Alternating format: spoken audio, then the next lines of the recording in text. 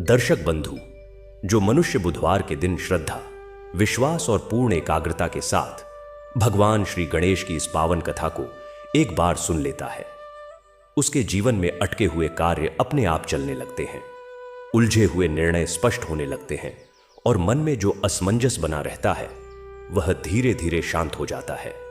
आज का यह शुभ बुधवार, यह निर्मल वातावरण और आपके भीतर उठ रही यह जिज्ञासा कुछ यूं प्रतीत होती है मानो स्वयं विघ्नहर्ता आपको यहां तक बुला रहे हो, क्योंकि आज जो आप सुनने जा रहे हैं वह केवल कथा नहीं है, यह शुभ आरंभ का मंत्र है, यह बुद्धि का प्रकाश है और वह कृपा है जिसके बिना कोई भी कार्य सिद्ध नहीं होता। दर्शक बंधु, जीवन में हम सब ने यह अनुभव किया है कि कई बार मेहनत पूरी होती है, नीयत भी सही होती है, फिर भी काम अंतिम क्षण में रुक जाता है।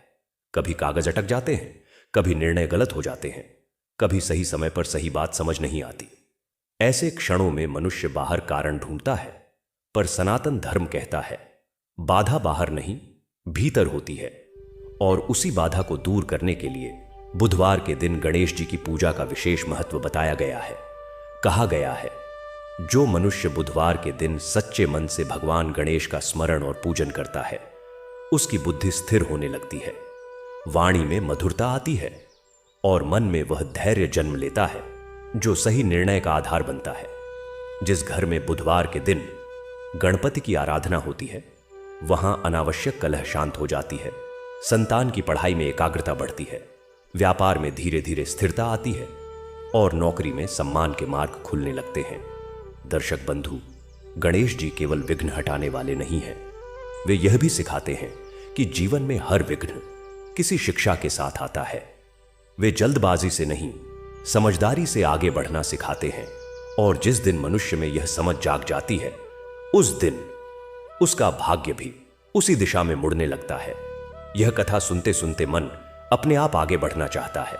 हर वाक्य के साथ ऐसा लगता है कि अभी कुछ और सुनना बाकी है, अभी कोई बात मन को छूने वाली है, क्योंकि यह कथा केवल सुनी नहीं जाती, यह भीतर उतरती है, सोच को बदलती है और जीवन को सरल बनाने का मार्ग दिखाती है।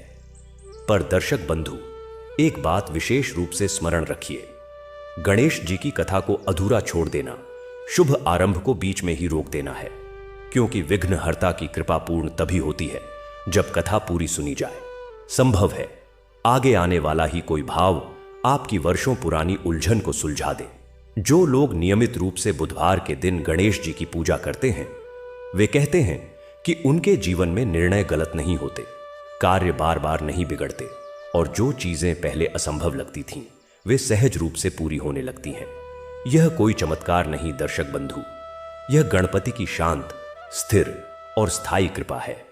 यदि आप स्वयं को एक सच्चा सनातनी मानते हैं तो इस दिव्य अनुभूति को केवल अपने तक सीमित मत रखिए, इसे अपने परिवार, मित्रों और उन लोगों तक अवश्य पहुंचाइए जो जीवन में बार बार अटकाव महसूस कर रहे हैं। इस वीडियो को लाइक करें, इसे अधिक से अधिक लोगों तक साझा करें और अंत में एक विनम्र निवेदन, हमारे चैनल ज्ञान प्रसार को सब्सक्राइब करना न भूलें, क्योंकि यहां कथाएं केवल सुनी नहीं जाती, यहां जीवन को सही दिशा दी जाती है। अब मन को शांत कीजिए, श्रद्धा और धैर्य के साथ प्रवेश कीजिए बुधवार की इस पावन कथा में। एक ऐसी कथा जिसे सुनते सुनते आप अगला शब्द सुनने के लिए उत्सुक हो जाएंगे।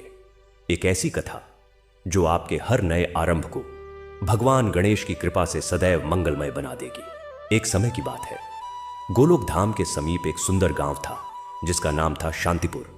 यह गांव हरे भरे खेतों, फलदार वृक्षों से घिरा हुआ था और यहां के निवासी सरल, धर्मपरायण और परिश्रमी थे।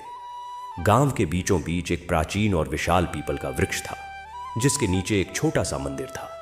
इस मंदिर में गणपति बप्पा की एक सुंदर मूर्ति विराजमान थी। गांव वालों की अटूट आस्था थी कि भगवान गणेश साक्षात इस गांव की रक्षा करते हैं और हर संकट के समय अपने भक्तों का साथ देते हैं। इसी गांव में एक युवक रहता था जिसका नाम था सुमेध। सुमेध बहुत ही गरीब परिवार से था। उसके माता पिता बहुत पहले ही स्वर्गवासी हो चुके थे। वह अकेला था, एक छोटी सी कुटिया में रहता था और दिन भर मेहनत करके जो कमाता उसी से गुजर बसर करता। फिर भी उसके हृदय में भगवान गणेश के प्रति अगाध भक्ति थी। वह प्रतिदिन सुबह उठकर सबसे पहले पीपल के नीचे स्थित गणेश जी के मंदिर में जाता, मंदिर की सफाई करता, फूल चढ़ाता और धूप दीप जलाकर प्रार्थना करता। उसकी प्रार्थना सदा एक ही होती, हे विघ्नहर्ता, मुझे सद्बुद्धि देना, मेरे जीवन में आने वाली हर बाधा को दूर करना और मुझे ऐसा मार्ग दिखाना जिससे मैं न सिर्फ अपना बल्कि अपने संपूर्ण गांव का कल्याण कर सकूं। एक बार गांव में भीषण अकाल पड़ा। पूरे साल वर्षा नहीं हुई, खेत सूख गए, कुएं सूख गए, पेड़ पौधे मुरझा गए। गांव के लोगों के सामने भुखमरी का संकट आन खड़ा हुआ। सभी लोग चिंतित थे। गांव के बुजुर्गों ने यज्ञ हवन का आयोजन किया, लेकिन वर्षा नहीं हुई। सभी का हौसला टूट रहा था। सुमेध भी बहुत दुखी था। उसने अपनी अंतिम मुट्ठी भर अनाज गणेश जी को भोग लगाने में अर्पित कर दिया था। भूख से व्याकुल सुमेध एक दिन मंदिर में बैठकर फूट फूट कर रोने लगा। उसने गणेश जी से कहा, हे प्रभु, अब तो कोई रास्ता नहीं दिख रहा। हम सभी मरने के कगार पर हैं। कृपया कोई उपाय बताइए। थकान और भूख से व्याकुल सुमेध वहीं मंदिर में सो गया। उसने स्वप्न देखा। स्वप्न में गणेश जी साक्षात प्रकट हुए। उनका विशाल रूप, उनका गजमुख, उनकी सूंड, सब कुछ अत्यंत दिव्य और तेजस्वी था। गणेश जी ने मधुर स्वर में कहा, सुमेध, डरो मत, मैं तुम्हारे साथ हूं। तुम्हारी भक्ति और निष्काम सेवा से मैं प्रसन्न हूं। उठो और गांव के पश्चिम दिशा में स्थित जंगल में जाओ। वहां तुम्हें एक प्राचीन सूखा हुआ कुआं दिखेगा। उस कुएं की खुदाई करो। तुम्हें जल के साथ साथ एक आश्चर्यजनक चीज भी प्राप्त होगी। सुमेध की आंख खुल गई।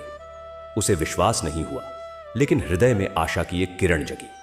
वह तुरंत उठा और गांव वालों को अपना स्वप्न सुनाया। पहले तो कुछ लोगों को विश्वास नहीं हुआ, लेकिन गांव के सबसे बुजुर्ग और सम्मानित व्यक्ति पंडित जी ने कहा, भगवान के संकेत को नकारा नहीं जा सकता। हम सब सुमेध के साथ चलेंगे। अगले दिन सुबह गांव के कई युवक और पुरुष कुदाल, फावड़े लेकर सुमेध के साथ पश्चिम के जंगल की ओर चल पड़े। जंगल में घूमते घूमते उन्हें वह सूखा कुआं मिल गया, जैसा कि स्वप्न में बताया गया था। सभी ने मिलकर खुदाई शुरू की। कई घंटे लगे, हाथ छिल गए, थकान हो रही थी, लेकिन सुमेध का उत्साह कम नहीं हो रहा था। वह बार बार गणेश जी का नाम जप रहा था। अचानक कुदाल एक पत्थर से टकराया। जब उस पत्थर को हटाया गया तो अचानक तेज धार में पानी फूट पड़ा। सभी खुशी से झूम उठे, लेकिन इतने में ही पानी के साथ ही एक पीतल की पुरानी पेटी भी ऊपर आ गई। पेटी बहुत भारी थी। सबने मिलकर उसे बाहर निकाला। पेटी को खोलने पर सभी की आंखें फटी की फटी रह गईं। उसमें हजारों सोने के सिक्के, हीरे जवाहरात और प्राचीन मुद्राएं भरी हुई थीं। यह एक राजा का छिपाया हुआ खजाना था, जो शायद सदियों पहले यहां दबा दिया गया था। गांव वालों ने खुशी खुशी उस जल से अपनी प्यास बुझाई और घड़ों में भरकर पानी गांव ले आए। खजाने को भी गांव लाया गया। सुमेध और पंडित जी ने गांव की सभा बुलाई। सुमेध ने कहा, यह सब भगवान गणेश की कृपा से प्राप्त हुआ है। इस धन का उपयोग हमें सबके कल्याण के लिए करना चाहिए। सभी ने सहमति दी। उस धन से सबसे पहले गांव में एक बड़ी कुआं खोदी गई, एक तालाब बनवाया गया, नहरें बनवाई गईं, ताकि भविष्य में पानी की कमी न हो। गरीबों के लिए घर बनवाए गए। एक धर्मशाला और एक पाठशाला का निर्माण हुआ। गांव का पुराना गणेश मंदिर भव्य रूप से पुनर्निर्मित किया गया। गांव की समृद्धि के साथ साथ सुमेध का जीवन भी बदल गया, लेकिन उसने कभी अपनी सादगी और भक्ति नहीं छोड़ी। वह और भी ज्यादा समय मंदिर की सेवा और गांव के कल्याण के कार्यों में लगाने लगा। इस घटना से पूरे गांव एक में गणेश भक्ति की नई लहर दौड़ गई। सभी को विश्वास हो गया कि गणेश जी सचमुच अपने भक्तों के हर संकट में साथ देते हैं। लेकिन कथा यहीं समाप्त नहीं होती। कुछ समय बाद एक नया संकट आया। शांतिपुर की समृद्धि और खजाने की कहानी दूर दूर तक फैल गई। यह बात एक दुष्ट और लालची सामंत जालंधर सिंह के कानों तक पहुंची। वह एक नजदीकी राज्य का सामंत था और अपनी क्रूरता के लिए कुख्यात था। उसने सोचा कि इतना बड़ा खजाना एक गरीब गांव के लिए क्या करेगा, यह तो उसके काम आना चाहिए। उसने शांतिपुर पर आक्रमण करने और सारा धन छीनने की योजना बनाई। एक दिन जालंधर सिंह अपने सैनिकों के साथ शांतिपुर पहुंचा। उसने गांव के लोगों को डराया धमकाया और खजाने को सौंपने की मांग की। गांव वाले भयभीत हो गए। उनके पास सामंत की सेना का मुकाबला करने का साधन नहीं था। सुमेध ने फिर से गणेश जी की शरण ली। वह रात भर मंदिर में बैठकर प्रार्थना करता रहा, हे गजानन, हम निर्बल हैं, हमें इस संकट से बचाइए, हमारी रक्षा कीजिए। अगले दिन जब जालंधर सिंह ने गांव पर हमला बोलने का आदेश दिया, तभी एक अद्भुत घटना घटी। गांव के चारों ओर एक घना अभेद्य कोहरा छा गया। सामंत की सेना कुछ भी देख नहीं पा रही थी। घोड़े भटकने लगे। तभी कोहरे के बीच से एक विशालकाय हाथी की आकृति दिखाई दी, जिसकी सूंड में एक तेजस्वी त्रिशूल था। एक गर्जना स्वर सुनाई दिया, जालंधर, तेरे बुरे इरादों से दूर हो जा, नहीं तो तेरा अहित होगा। यह देखकर और सुनकर जालंधर सिंह और उसके सैनिकों के होश उड़ गए। वे समझ गए कि यह गांव किसी दिव्य शक्ति की रक्षा में है। डर के मारे उन्होंने तुरंत हथियार डाल दिए और क्षमा याचना करते हुए वहां से भाग खड़े हुए। गांव वालों ने कोहरे में गणेश जी की छवि देखी और आभास किया कि बप्पा ने स्वयं अपने भक्तों की रक्षा के लिए प्रकट होकर उन्हें बचाया है। सभी ने खुशी से गणेश जी के जयकारे लगाए। इस घटना के बाद गांव में और भी अधिक शांति और खुशहाली आ गई। लोग और भी निष्ठा से गणेश जी की पूजा करने लगे। सुमेध अब गांव का मुखिया चुना गया। वह बहुत ही न्यायप्रिय और दयालु मुखिया साबित हुआ। उसने गांव को एक आदर्श गांव बनाने का संकल्प लिया। उसने कृषि के नए तरीके सीखे और गांव वालों को सिखाए। व्यापार को बढ़ावा दिया। पाठशाला में बच्चों को न केवल पढ़ाई बल्कि नैतिक शिक्षा भी दी जाने लगी, जिसमें गणेश जी के गुणों, बुद्धि, विवेक, समर्पण और परोपकार पर विशेष बल दिया जाता था। समय बीतता गया। सुमेध की ख्याति दूर दूर तक फैल गई। एक बार पड़ोस के एक बड़े राज्य में एक भीषण विवाद खड़ा हो गया। राजा और उसके मंत्रियों के बीच एक जटिल समस्या पर मतभेद हो गया था, जिसका कोई समाधान नहीं सूझ रहा था। समस्या यह थी कि राज्य के दो प्रमुख व्यापारिक गिल्ड आपस में लड़ रहे थे और इससे राज्य की अर्थव्यवस्था चरमरा रही थी। राजा ने सुना कि शांतिपुर का मुखिया सुमेध अत्यंत बुद्धिमान और न्यायप्रिय है। उसने सुमेध को दरबार में आमंत्रित किया। सुमेध ने गणेश जी से प्रार्थना की और राजधानी के लिए रवाना हुआ। राज दरबार में पहुंचकर उसने दोनों गिल्ड्स के प्रमुखों को अलग अलग बुलाया। उनकी समस्याएं ध्यान से सुनी। समस्या इतनी पेचीदा थी कि सभी दरबारी चुप थे। सुमेध ने एक रात गणेश जी से प्रार्थना की और फिर उसे एक उपाय सूझा। उसने दोनों गिल्ड्स को एक साथ बुलाया और एक ऐसा योजना पत्र प्रस्तुत किया जिसमें दोनों का फायदा था और साथ ही राज्य का भी हित था। उसने एक सहकारी समिति बनाने का सुझाव दिया, जहां दोनों गिल्ड्स मिलकर काम करें और मुनाफा बांटें। उसकी बुद्धिमत्तापूर्ण योजना से दोनों पक्ष प्रभावित हुए और उन्होंने समझौते पर हस्ताक्षर कर दिए। राजा बहुत प्रसन्न हुआ और उसने सुमेध को बहुत सारा धन और उपहार देकर सम्मानित किया। सुमेध ने वह सारा धन वापस अपने गांव की भलाई के लिए लगा दिया। राजा ने शांतिपुर को करमुक्त भी घोषित कर दिया। इस प्रकार सुमेध की ख्याति दूर दूर तक एक बुद्धिमान और धर्मपरायण नेता के रूप में फैल गई। लेकिन सुमेध हमेशा यही कहता कि यह सब उसके गुरु और आराध्य भगवान गणेश की कृपा है। वह कहता, मैं तो एक साधारण मनुष्य हूं, सब कुछ बप्पा की इच्छा और मार्गदर्शन से होता है। अब सुमेध की आयु बढ़ने लगी थी। उसने एक सुयोग्य युवक को अपना उत्तराधिकारी चुना और स्वयं अधिक समय भजन पूजन में व्यतीत करने लगा। एक दिन जब वह मंदिर में गहन ध्यान में बैठा था तो उसे फिर से एक दिव्य दर्शन हुआ। गणेश जी प्रकट हुए और उन्होंने कहा, सुमेध, तुमने मन, वचन और कर्म से मेरी भक्ति की है। तुमने प्राप्त सभी सुख समृद्धि का उपयोग दूसरों के कल्याण में लगाया है। मैं तुमसे अत्यंत प्रसन्न हूं। अब तुम्हारा अर्थली कार्य पूर्ण हो चुका है। तुम्हारी निस्वार्थ सेवा और बुद्धिमत्ता ने इस गांव को स्वर्ग बना दिया है। तुम चाहो तो अब मेरे धाम चल सकते हो। सुमेध ने विनम्रतापूर्वक उत्तर दिया, हे प्रभु, आपकी इच्छा। मैं तो आपका दास हूं। अगर मेरे जाने के बाद भी यह गांव, यहां के लोग सुखी रहें तो मैं कहीं भी रहने को तैयार हूं। गणेश जी मुस्कुराए और बोले, तथास्तु, इस गांव पर सदैव मेरी कृपा बनी रहेगी और तुम, सुमेध, मेरे परम भक्त, अब शरीर का त्याग करके मेरे नित्य धाम में वास करोगे। कुछ दिनों बाद एक शुभ दिन पर सुमेध ने शांतिपूर्वक अपने शरीर का त्याग कर दिया। कहा जाता है कि उसके अंतिम समय में पूरे मंदिर से मंगल मूर्ति गणेश के मंत्रों की ध्वनि गूंज उठी और एक अद्भुत प्रकाश फैल गया। गांव वालों ने देखा कि एक दिव्य रथ उतरा और सुमेध के सूक्ष्म शरीर को लेकर आकाश में विलीन हो गया। सभी समझ गए कि सुमेध को गणेश धाम की प्राप्ति हुई है। सुमेध के जाने के बाद भी शांतिपुर गांव गणेश जी की कृपा से फलता फूलता रहा। वहां के लोगों ने सुमेध की शिक्षाओं को कभी नहीं भुलाया। उन्होंने हमेशा एक दूसरे का सहयोग किया, बुद्धि और विवेक से काम लिया और निस्वार्थ भाव से गणेश जी की सेवा करते रहे। गांव का वह मंदिर आज भी है और लोगों का मानना है कि आज भी कोई सच्चे मन से वहां मनोकामना करता है तो गणेश जी अवश्य उसकी सहायता करते हैं। वे हर संकट में अपने भक्तों का साथ देते हैं, बशर्ते भक्त का हृदय शुद्ध हो और इरादे नेक हो। इस कथा से हमें यह शिक्षा मिलती है कि सच्ची भक्ति, निष्काम सेवा और सद्बुद्धि से ही मनुष्य न केवल अपना बल्कि समस्त समाज का कल्याण कर सकता है। भगवान गणेश उसी की सहायता करते हैं ये तो जो ईमानदार, परिश्रमी और दूसरों के हित के बारे में सोचता है।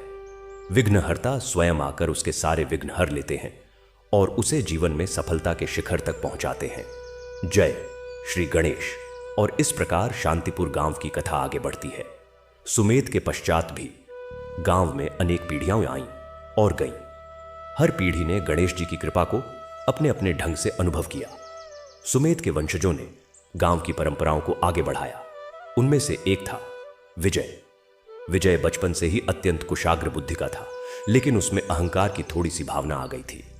वह अपने पूर्वज सुमेध की तरह बनना चाहता था, लेकिन वह यह भूल गया था कि सुमेध की सफलता का मूल मंत्र था निस्वार्थ भक्ति और सेवा। एक बार गांव के पास के जंगल में एक भयंकर रोग फैल गया। कई लोग बीमार पड़ने लगे। गांव के वैद्य जी ने एक दुर्लभ जड़ी बूटी का उल्लेख किया जो केवल हिमालय की ऊंची पहाड़ियों पर मिलती थी। उस झड़ी को लाना जोखिम भरा और कठिन था। विजय ने स्वयं यह दायित्व लेने का दावा किया। वह अहंकारवश सोच रहा था कि वह इस कार्य को अकेला ही करके दिखाएगा और सभी उसकी प्रशंसा करेंगे। बिना गणेश जी से आशीर्वाद लिए, बिना पर्याप्त तैयारी के वह अकेले ही हिमालय की ओर चल पड़ा। रास्ते में उसे कई कठिनाइयों का सामना करना पड़ा। खतरनाक रास्ते, भयंकर जानवर और अंततः एक गहरी खाई में वह गिर गया और उसका पैर घायल हो गया। अब वह न तो आगे जा सकता था न पीछे लौट सकता था। उसे अपनी गलती का एहसास हुआ। उसने वहां उस अंधेरी खाई में पश्चाताप के साथ गणेश जी को याद किया। हे गजानन, मैंने अहंकारवश आपकी शरण नहीं ली, मुझे क्षमा कर दीजिए, कृपया मेरी सहायता कीजिए। उसकी पुकार सुनकर एक अद्भुत घटना घटी। खाई के किनारे पर एक छोटा सा चूहा, गणेश जी का वाहन मूषक, प्रकट हुआ। वह चूहा एक लता पाती लेकर आया और उसे खाई में लटका दिया। विजय ने उस लता का सहारा लेकर खुद को ऊपर खींच लिया। उसके बाद वह चूहा उसे एक विशिष्ट दिशा में लेकर चलने लगा। विजय उसके पीछे पीछे लंगड़ाता हुआ चला। चूहा उसे एक झरने के पास ले गया जहां वह दुर्लभ जड़ी बूटी उग रही थी। विजय ने आभार से भरकर जड़ी ली और चूहे को प्रणाम किया। वह चूहा अचानक गायब हो गया। विजय समझ गया कि यह गणेश जी की ही कृपा थी। उसने विनम्र भाव से गणेश जी का धन्यवाद किया और सावधानी से गांव लौट आया। जड़ी बूटी से गांव के सभी रोगी ठीक हो गए। इस घटना ने विजय का अहंकार चूर चूर कर दिया। उसने जीवन भर विनम्रता और भक्ति के साथ गांव की सेवा की। इस प्रकार गणेश जी ने अहंकारी विजय को भी संकट से उबारा, लेकिन पहले उसे अहंकार त्यागने का पाठ पढ़ाया। इससे गांव वालों को यह शिक्षा मिली कि भगवान की शरण में जाने के लिए विनम्रता अनिवार्य है। अहंकार सबसे बड़ा विघ्न है और गणेश जी विघ्नहर्ता हमारे अहंकार रूपी विघ्न को भी हर सकते हैं अगर हम सच्चे मन से उन्हें पुकारें। फिर एक और पीढ़ी बीती। गांव में एक बहुत ही गरीब लड़की रहती थी जिसका नाम था अनुराधा। उसके माता पिता नहीं थे। वह एक मिट्टी की झोपड़ी में रहती थी और गांव के लोगों के घरों में छोटे मोटे काम करके अपना गुजारा करती थी। लेकिन अनुराधा के हृदय में गणेश जी के प्रति असीम प्रेम था। वह रोज सुबह मंदिर आती, दूर से ही प्रणाम करती, क्योंकि उसके पास चढ़ाने के लिए फूल या प्रसाद नहीं होता था। वह केवल अपने श्रम और प्रेम से मंदिर के आसपास की सफाई कर देती।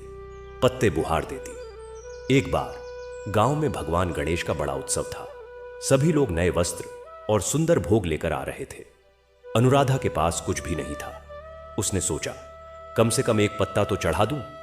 उसने एक सुंदर हरा पत्ता तोड़ा और जब वह मंदिर के द्वार पर पहुंची तो एक धनाढ़ महिला ने उसे रोक दिया और कहा, अरे तू इतने गंदे कपड़ों में और एक पत्ता लेकर भगवान के सामने जा रही है।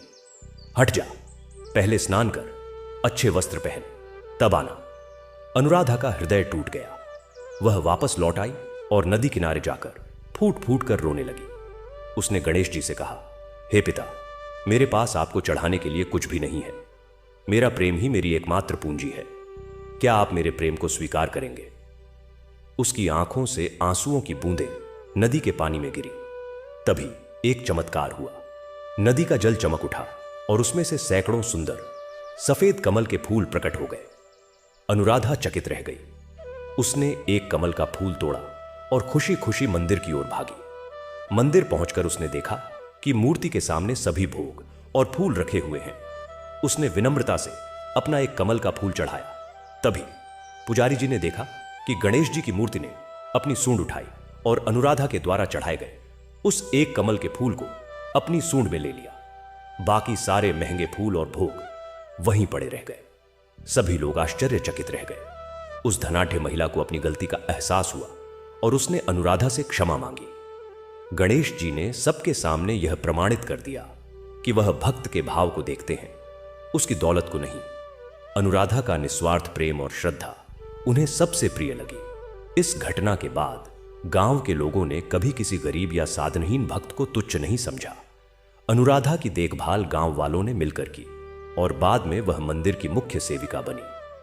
इस प्रकार शांतिपुर गांव में गणेश जी की लीला सदैव चलती रही। कोई संकट आता तो लोग गणेश जी की शरण में जाते और वे अवश्य कोई ना कोई मार्ग निकालते। कभी एक किसान की फसल बर्बाद होने पर उसे नई तकनीक सुझाकर, कभी दो परिवारों के झगड़े को शांति से सुलझाकर, कभी किसी बीमार की प्रार्थना सुनकर गांव का मंदिर सिर्फ एक पूजा स्थल नहीं बल्कि गांव के हर सुख दुख का साक्षी और समाधान केंद्र बन गया। गांव की परंपरा बन गई कि कोई भी नया कार्य शुरू करने से पहले, चाहे वह घर बनाना हो, खेत जोतना हो, व्यापार शुरू करना हो, सभी सबसे पहले गणेश मंदिर में जाकर आशीर्वाद लेते। बच्चों की पढ़ाई शुरू होने पर अक्षराभ्यास समारोह वहीं होता, जहां बच्चे पहली बार गणेश जी के नाम से ईयूएम लिखना सीखते। विवाह जैसे शुभ अवसरों पर सबसे पहले वर वधू गणेश जी का आशीर्वाद लेते। समय के साथ शांतिपुर एक छोटे से गांव से एक समृद्ध नगर में बदल गया, लेकिन उसकी आत्मा वही रही, गणेश भक्ति और परस्पर सहयोग। दूर दूर से लोग यहां आते, मंदिर में मत्था टेकते और गांव के इतिहास, सुमेध, विजय, अनुराधा और अनेक अन्य भक्तों की कथाएं सुनते। हर कथा से एक नई शिक्षा मिलती। यह कथा हमें बताती है कि भगवान गणेश केवल मूर्तियों में नहीं बल्कि हर उस हृदय में विराजमान है जो शुद्ध है, जो सेवा भाव से भरा है, जो बुद्धिमानी से काम लेता है और दूसरों का भला चाहता है। वे विघ्नहर्ता हैं तो पहले हमारे अंदर के अहंकार, लालच, ईर्ष्या जैसे विघ्नों को हरेंगे, तभी बाहरी विघ्न दूर होंगे। उन्हें प्रसन्न करने के लिए बड़े बड़े चढ़ावे की नहीं बल्कि एक टूटे हृदय की पुकार और सच्चे प्रेम की भी आवश्यकता है। इसीलिए हे पाठक, तुम भी अपने हृदय में गणेश जी को बसा लो, उनसे बुद्धि और विवेक मांगो। किसी भी कार्य का प्रारंभ उनके नाम से करो, निस्वार्थ भाव से दूसरों की सेवा करो। देखना, तुम्हारे हर संकट में गजानन साथ देंगे, तुम्हारे हर विघ्न को हर देंगे और तुम्हारा जीवन भी शांतिपुर की तरह समृद्ध और सुखमय बन जाएगा। कथा अभी समाप्त नहीं हुई, क्योंकि जब तक संसार में भक्ति और भक्त है तब तक गणेश जी की कथाएं चलती रहेंगी। शांतिपुर नगर अब एक प्रसिद्ध तीर्थ स्थल बन चुका है। आज भी वहां के लोग बताते हैं कि कैसे एक और युवक प्रज्ञान, जो अत्यंत मेधावी था लेकिन आलसी और मोह में फंसा हुआ था, उसने गणेश जी की कृपा से अपना जीवन बदल लिया। प्रज्ञान को सपने में गणेश जी ने दर्शन दिए और उसे ज्ञान की एक पुस्तक दी, जिसे पढ़कर उसने अपना आलस त्यागा और एक महान विद्वान बना, जिसने गांव के बच्चों को निःशुल्क शिक्षा देना शुरू किया। या फिर उस वृद्धा माया की कहानी, जिसके एकमात्र बेटे को झूठे आरोप में गिरफ्तार कर लिया गया था। माया ने गणेश मंदिर में लगातार 9 दिनों तक अन्न जल त्याग कर प्रार्थना की। 9वें दिन अचानक एक नया गवाह प्रकट हुआ, जिसने उसके बेटे की निर्दोषिता साबित कर दी और वह छूट गया। लोग मानते हैं कि वह गवाह गणेश जी की ही एक लीला थी। ऐसी असंख्य कथाएं हैं जो शांतिपुर की धरती पर घटित हुई। हर कथा एक नया संदेश देती है, एक नई सीख देती है, और सबसे बड़ी सीख यही है कि जो भक्त सच्चे मन से विश्वास के साथ गणेश जी का स्मरण करता है, उसका कल्याण अवश्य होता है। गणेश जी उसे कभी अकेला नहीं छोड़ते, वे उसके साथ होते हैं हर कदम पर, हर मोड़ पर, चाहे संकट कितना भी बड़ा क्यों ना हो। जय श्री गणेश। आप सब पर भी गणपति बप्पा की कृपा सदैव बनी रहे, सबके विघ्न दूर हो, सबको सद्बुद्धि मिले और सबका कल्याण हो। और इस प्रकार शांतिपुर की धरती पर गणेश जी की कृपा की गाथाएं अनवरत रूप से चलती रहीं। प्रज्ञान और माया की कथाओं के बाद भी अनेक ऐसे प्रसंग हुए जिन्होंने गांव के इतिहास के पन्नों को और भी समृद्ध किया। अब हम बात करते हैं एक ऐसे ही व्यक्ति की जिसका नाम था ध्रुव।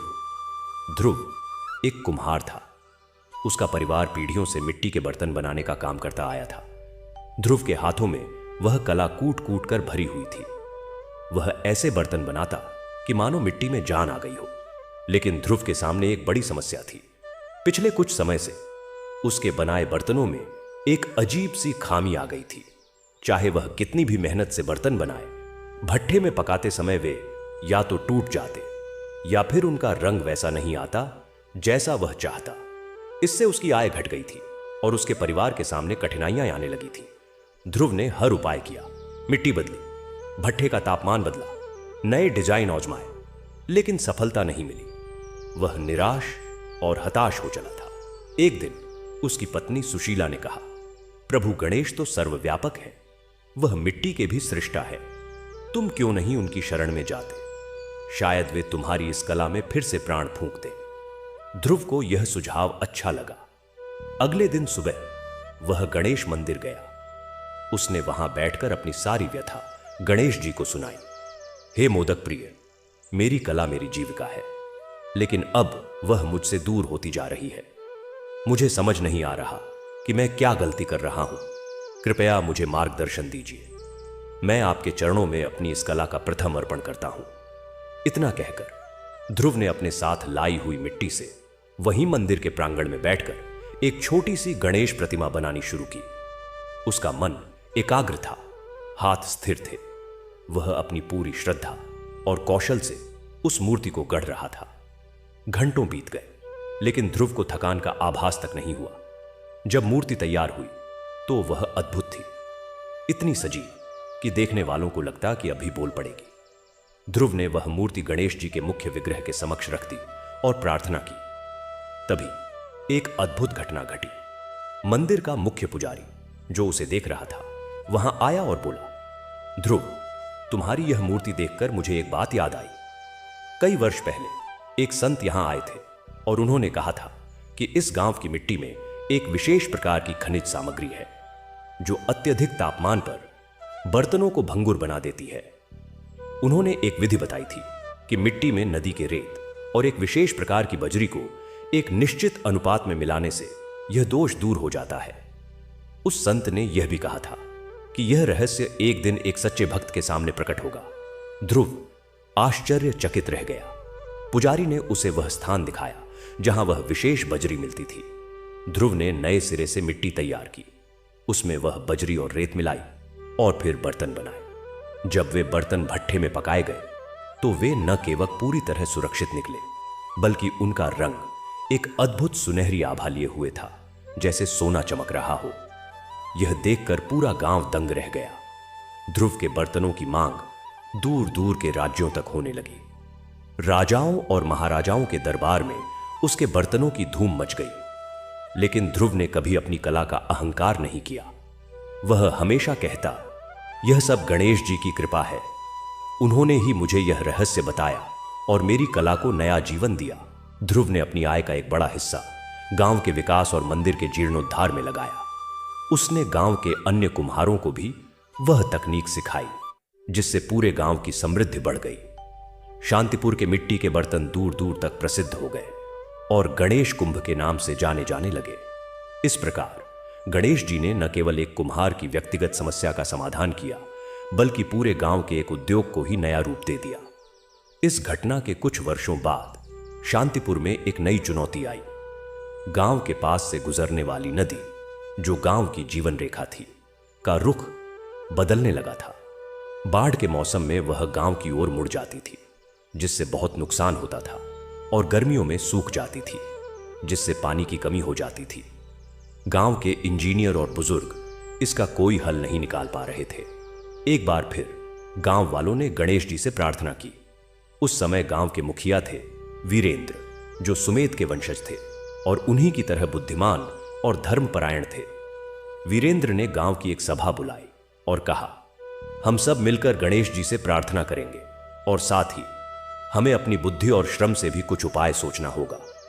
भगवान उसी की सहायता करते हैं जो स्वयं कुछ करने का प्रयास करता है। सभी गांव वाले 9 दिनों तक गणेश चतुर्थी से लेकर अनंत चतुर्दशी तक विशेष पूजा अर्चना करते रहे। वीरेंद्र स्वयं दिन रात नदी के किनारे बैठकर उसके प्रवाह, भूगर्भिक संरचना का अध्ययन करते रहे। 9वें दिन जब वह नदी किनारे बैठा हुआ था तो उसे एक विचित्र दृश्य दिखाई दिया। नदी के बीच में, जहां पानी की धारा सबसे तेज थी, वहां एक बड़ा सा पत्थर दिखाई दिया, जिसका आकार बिल्कुल गणेश जी के सिर जैसा था। उस पत्थर के कारण धारा का रुख मुड़ रहा था। वीरेंद्र को एक विचार आया। उसने गांव वालों को बुलाया और उस पत्थर को हटाने का प्रस्ताव रखा। सबने मिलकर कठिन परिश्रम किया और उस विशाल पत्थर को हटा दिया, लेकिन पत्थर हटाते ही नदी का पानी तेजी से गांव की ओर बहने लगा। सभी घबरा गए। तभी वीरेंद्र को ध्यान आया कि उस पत्थर के नीचे से एक प्राचीन नहर का मुहाना दिखाई दे रहा था, जो शायद सैकड़ों साल पहले बनी थी और किसी भूकंप या भूस्खलन में दब गई थी। उस नहर की दिशा ठीक उस तालाब की ओर थी जो गांव के बाहर था। वीरेंद्र ने तुरंत गांव वालों को उस नहर को साफ करने का आदेश दिया। कई दिनों की कड़ी मेहनत के बाद नहर पूरी तरह साफ हो गई। अब नदी की धारा का कुछ हिस्सा सीधे उस नहर में बहने लगा और वह तालाब भर गया। तालाब से छोटी छोटी नहरें निकालकर खेतों तक पानी पहुंचाया गया। इससे दोहरा लाभ हुआ। नदी का खतरनाक रुख बदल गया और गांव को सिंचाई के लिए एक स्थायी जल स्रोत मिल गया। गांव वालों ने इसे गणेश जी का एक और चमत्कार माना।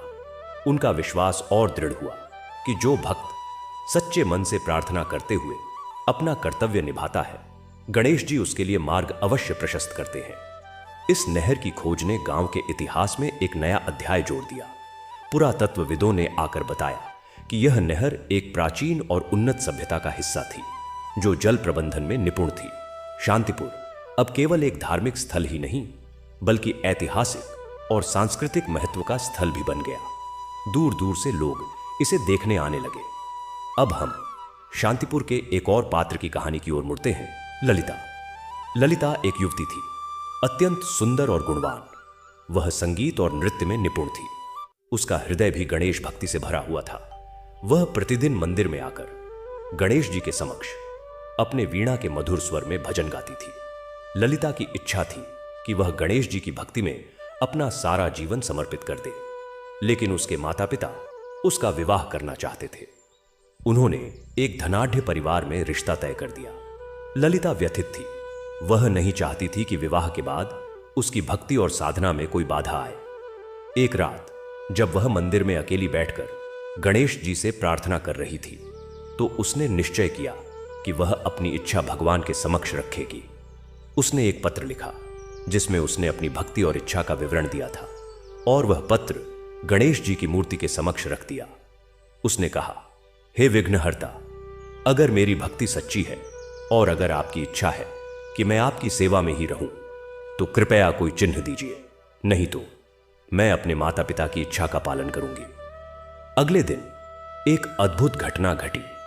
मंदिर के पुजारी ने देखा कि ललिता द्वारा रखा गया वह पत्र गायब था और उसकी जगह एक सुनहरा आम पड़ा हुआ था। पुजारी ने ललिता और उसके माता पिता को बुलाया।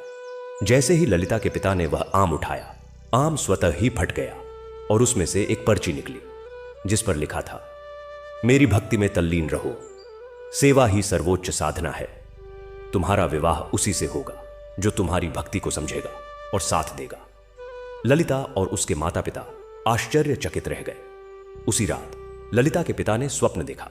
स्वप्न में गणेश जी प्रकट हुए और उन्होंने कहा, ललिता एक विशेष सेविका है, उसके विवाह की चिंता मत करो, उसका वर स्वयं आएगा। कुछ दिनों बाद शांतिपुर में एक युवा संगीतज्ञ आया जिसका नाम था सुरेश। वह दूर के एक गांव से गणेश जी के मंदिर में अपनी संगीत साधना करने आया था। उसने ललिता को वीणा बजाते और भजन गाते सुना। दोनों की संगीत और भक्ति में अद्भुत साम्य था। धीरे धीरे उनके बीच मित्रता हुई जो प्रेम में बदल गई। सुरेश ने ललिता के माता पिता से उसका हाथ मांगा। ललिता के माता पिता ने गणेश जी के संकेत को याद किया और सहर्ष सहमति दे दी। ललिता और सुरेश का विवाह भव्य रूप से गणेश मंदिर में ही हुआ।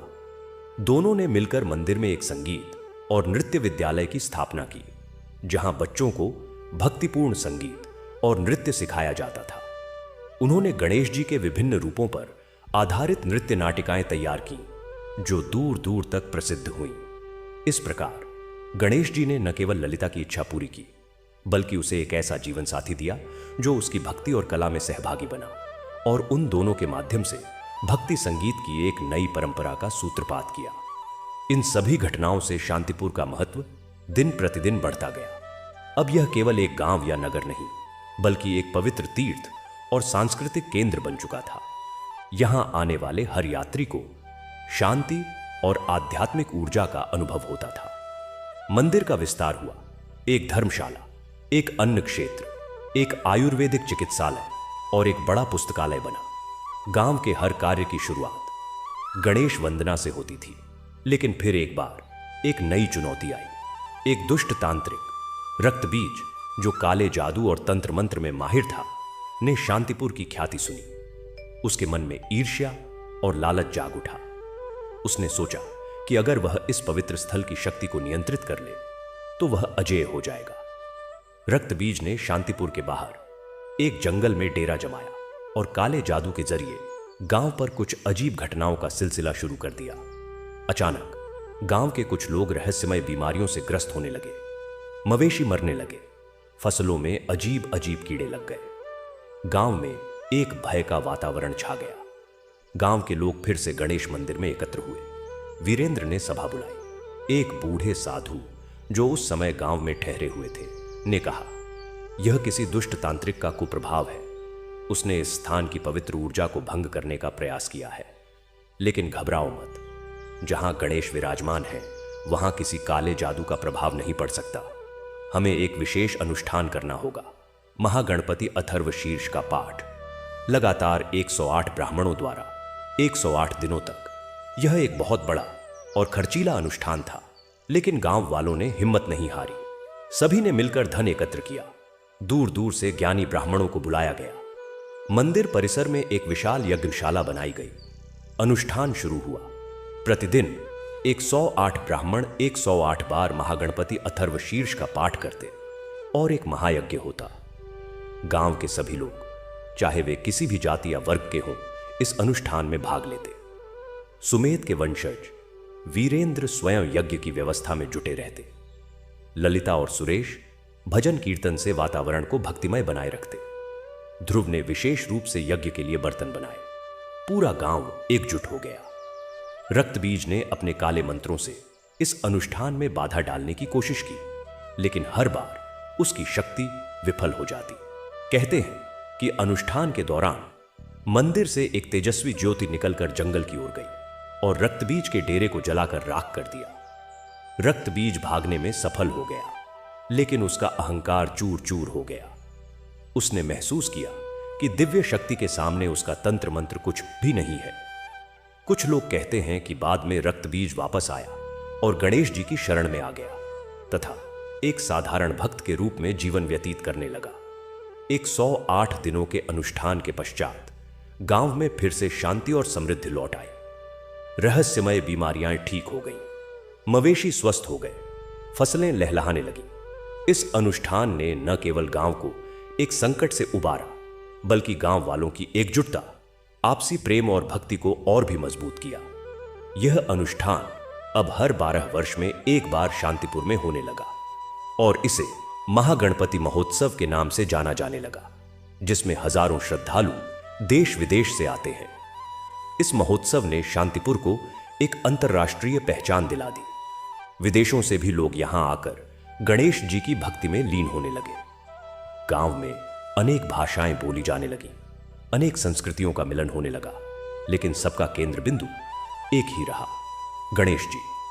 मंदिर के पास एक विश्व शांति स्तूप बनाया गया, जहां सभी धर्मों के लोग प्रार्थना कर सकते थे। इन सब के बीच गांव के बच्चों की शिक्षा पर विशेष ध्यान दिया जाने लगा। एक नवयुवक आनंद, जो बाहर से उच्च शिक्षा प्राप्त करके लौटा था, ने गांव में एक आधुनिक विद्यालय की स्थापना की, जहां विज्ञान, कंप्यूटर शिक्षा के साथ साथ नैतिक शिक्षा और आध्यात्मिक ज्ञान भी दिया जाता था। आनंद ने गणेश जी के प्रतीकों को आधुनिक शिक्षा से जोड़ा, जैसे गणेश जी के बड़े कान, सबकी बात ध्यान से सुनने का संदेश, बड़ा सिर, बड़े विचार, छोटी आंखें, एकाग्रता, सूंड, कुशलता और अनुकूलन क्षमता, इन मूल्यों को पाठ्यक्रम में शामिल किया गया। आनंद ने गांव के युवाओं को पर्यावरण संरक्षण के लिए भी प्रेरित किया। उन्होंने गणेश वन नाम से एक विशाल वृक्षारोपण अभियान चलाया। उनका कहना था, गणेश जी प्रकृति के देवता भी हैं। उनका वाहन चूहा है, जो भूमिगत जीवन का प्रतीक है, और उनका शरीर मनुष्य का, जो धरती पर जीवन का प्रतीक है। हमें प्रकृति की रक्षा करनी चाहिए। इस अभियान से गांव का वातावरण और भी स्वच्छ एवं हरा भरा हो गया। समय बीतता गया। शांतिपुर अब एक आदर्श नगर के रूप में विकसित हो चुका था, जहां आधुनिकता और परंपरा का, विज्ञान और आध्यात्म का, समृद्धि और सादगी का सुंदर समन्वय था। और इस सब के केंद्र में था वह प्राचीन गणेश मंदिर, जो अब एक विशाल परिसर में फैला हुआ था, लेकिन जिसका मूल स्थान और मूर्ति वही थी जहां सुमेध ने सैकड़ों वर्ष पहले पूजा की थी। लोगों का मानना था कि गणेश जी आज भी उस मंदिर में निवास करते हैं। कभी कभी भक्तों को दर्शन भी होते थे। कोई कहता कि उसने चौकीदार के रूप में एक गजमुख व्यक्ति को मंदिर की रखवाली करते देखा है। कोई कहता कि उसने सुबह सुबह मंदिर से मोदक की सुगंध आती हुई पाई है। कोई कहता कि उसकी प्रार्थना सुनकर उसकी समस्या का समाधान अचानक ही हो गया। इस प्रकार शांतिपुर की कथा एक जीवित, सांस लेती हुई कथा है, जो हर पल नए रूप लेती है। यह कथा केवल अतीत की नहीं, वर्तमान और भविष्य की भी है। जब तक यह धरती रहेगी, जब तक भक्ति और आस्था रहेगी, तब तक गणेश जी की यह लीला चलती रहेगी और शांतिपुर उस लीला का एक जीवंत मंच बना रहेगा। तो हे पाठक, अगर तुम कभी शांतिपुर जाओ तो उस पीपल के वृक्ष के नीचे बैठकर गणेश जी का ध्यान करना। शायद तुम्हें भी सुमेध, ध्रुव, ललिता, वीरेंद्र, आनंद जैसे अनगिनत भक्तों की आत्माओं की उपस्थिति का आभास हो, और शायद गणेश जी की कृपा से तुम्हारे जीवन की कोई समस्या भी वहीं बैठे बैठे हल हो जाए। क्योंकि जहां सच्ची भक्ति होती है, वहां गणेश जी स्वयं आकर निवास करते हैं। अब हम शांतिपुर के एक ऐसे युवा वैज्ञानिक की कथा की ओर मुड़ते हैं, जिसने न केवल गांव का बल्कि समूचे देश का नाम रोशन किया। उसका नाम था प्रणव। प्रणव बचपन से ही अत्यंत कुशाग्र बुद्धि का था। उसकी जिज्ञासा और खोजी प्रवृत्ति ने उसे विज्ञान के क्षेत्र में अग्रसर किया। वह शहर के एक प्रतिष्ठित संस्थान में इंजीनियरिंग की पढ़ाई कर रहा था, लेकिन उसका हृदय हमेशा अपने गांव शांतिपुर से जुड़ा रहता था। हर छुट्टियों में वह गांव लौटता और गणेश मंदिर में घंटों बैठकर ध्यान करता। उसकी एक विशेष आदत थी, वह गणेश जी के प्रतीकों को वैज्ञानिक दृष्टिकोण से समझने का प्रयास करता। उसका मानना था कि प्राचीन प्रतीकों में गहन वैज्ञानिक सत्य छिपे होते हैं। एक बार ग्रीष्मावकाश में जब वह गांव में था, तो उसने देखा कि गांव के किसानों को एक बड़ी समस्या का सामना करना पड़ रहा था। खेतों में एक नए प्रकार की कीट समस्या फैल गई थी, जो पारंपरिक जैविक या रासायनिक दवाओं से भी नहीं मर रही थी। फसलों को भारी नुकसान हो रहा था। गांव के किसान चिंतित थे। प्रणव ने निश्चय किया कि वह इस समस्या का वैज्ञानिक समाधान ढूंढेगा। वह मंदिर में गया और गणेश जी से प्रार्थना की, हे बुद्धि के दाता, मुझे इस समस्या को सुलझाने की प्रेरणा दीजिए। मैं विज्ञान का ज्ञान प्राप्त कर चुका हूं, अब मुझे उसका सही उपयोग करना सिखाइए। प्रार्थना के बाद वह मंदिर के पुस्तकालय में गया, जहां प्राचीन ग्रंथों के साथ साथ आधुनिक विज्ञान की पुस्तकें भी थीं। घंटों शोध करने के बाद उसकी नजर एक प्राचीन पांडुलिपि पर पड़ी, जिसमें गणेश जी के मोदक का वर्णन था। मोदक, जो आटे, गुड़ और नारियल से बनता है, उसमें कुछ ऐसे तत्व होते हैं जो कीटों को दूर भगा सकते हैं। पांडुलिपि में मोदक के एक विशेष प्रकार का उल्लेख था, जिसमें कुछ विशिष्ट जड़ी बूटियां मिलाई जाती थीं और उसे कीटनाशक मोदक कहा जाता था, जो खेतों में लगाए जाने पर कीटों को आकर्षित करके उनका नाश कर देता था, बिना फसल को नुकसान पहुंचाए। प्रणव को एक आइडिया आया। उसने आधुनिक वनस्पति विज्ञान और कीट विज्ञान की पुस्तकों की मदद से उन जड़ी बूटियों की पहचान की जिनका उल्लेख पांडुलिपि में था। फिर उसने गांव के आसपास के जंगलों में घूम घूम कर वे जड़ी बूटियां एकत्र की। उसके बाद उसने एक प्रयोगशाला स्थापित की, बिल्कुल गणेश मंदिर के पास ही एक छोटे से कमरे में। दिन रात एक करके उसने मोदक के उस प्राचीन फॉर्मूले को आधुनिक वैज्ञानिक तरीके से तैयार किया। उसमें उसने कुछ और प्राकृतिक तत्व मिलाए जो पर्यावरण के लिए हानिरहित थे, लेकिन कीटों के लिए घातक साबित हो सकते थे। कई हफ्तों के परीक्षण और शोध के बाद प्रणव ने एक ऐसा जैविक कीटनाशक पाउडर तैयार किया जो पूरी तरह प्राकृतिक था और जिसका नाम उसने गणेश कीट निवारण चूर्ण रखा। पहले उसने अपने खेत में इसका परीक्षण किया। परिणाम चमत्कारी थे। कुछ ही दिनों में कीटों की संख्या कम होने लगी और फसल फिर से हरी भरी हो उठी। गांव के अन्य किसानों ने भी इस चूर्ण का उपयोग एक करना शुरू किया और सभी को सफलता मिली। इस चूर्ण की ख्याति दूर दूर के गांवों और शहरों तक फैल गई। कृषि वैज्ञानिकों ने भी इसकी प्रशंसा की और इसके पेटेंट के लिए प्रोत्साहित किया, लेकिन प्रणव ने इसका पेटेंट नहीं करवाया। उसने कहा, यह ज्ञान तो गणेश जी की कृपा से प्राप्त हुआ है, यह सबका है, मैं इसे मुफ्त में सभी किसानों को उपलब्ध कराऊंगा। उसने गांव में ही एक छोटा सा कारखाना लगाया जहां यह चूर्ण बनाया जाने लगा। इससे गांव के कई युवकों को रोजगार मिला। प्रणव की इस निस्वार्थ सेवा और वैज्ञानिक उपलब्धि ने शांतिपुर को एक बार फिर राष्ट्रीय सुर्खियों में ला दिया। समाचार पत्रों और टेलीविजन चैनलों ने गणेश जी के आशीर्वाद से बना जैविक कीटनाशक की कहानी प्रसारित की। इस घटना ने प्रणव को और प्रेरित किया। उसने गणेश जी के अन्य प्रतीकों पर शोध शुरू किया। गणेश जी का बड़ा पेट, जो सभी अनुभवों को पचाने और समाहित करने का प्रतीक है, उससे प्रेरित होकर उसने एक वेस्ट मैनेजमेंट सिस्टम डिजाइन किया जो कचरे को अत्यंत कुशलता से रिसाइकल कर सकता था। गणेश जी की सूंड, जो नर्म और मजबूत दोनों है, से प्रेरणा लेकर उसने एक रोबोटिक आर्म डिजाइन किया जो बहुत ही संवेदनशील और सटीक कार्य कर सकता था। उसके हर आविष्कार के केंद्र में गणेश जी का कोई न कोई गुण या प्रतीक होता था। प्रणव की ख्याति से प्रभावित होकर देश की एक प्रमुख विज्ञान संस्था ने उसे एक बड़ी शोध परियोजना का नेतृत्व सौंपा, प्राचीन ज्ञान और आधुनिक विज्ञान का समन्वय। प्रणव ने इस परियोजना का मुख्यालय शांतिपुर में ही स्थापित किया। उसने देश भर से वैज्ञानिकों, शोधकर्ताओं और संतों को आमंत्रित किया। एक अनूठा दृश्य था। एक तरफ सफेद लबादे पहने वैज्ञानिक, दूसरी तरफ गेरुआ वस्त्र धारण किए संत, सब मिलकर गणेश जी के प्रतीकों और प्राचीन ग्रंथों में छिपे वैज्ञानिक रहस्यों पर चर्चा करते। इस परियोजना ने कई महत्वपूर्ण आविष्कारों को जन्म दिया। प्रदूषण रहित ऊर्जा स्रोत, नई चिकित्सा पद्धतियां, टिकाऊ कृषि तकनीकें आदि। प्रणव ने कभी भी अपनी उपलब्धियों का श्रेय स्वयं को नहीं दिया। वह हमेशा कहता, मैं तो केवल एक माध्यम हूं, असली श्रेय गणेश जी को है, जो सद्बुद्धि के दाता है, और इस गांव को है, जिसकी पवित्रता और शांति ने मुझे यह सब सोचने की प्रेरणा दी। प्रणव की कहानी ने गांव के युवाओं में एक नया जोश भर दिया।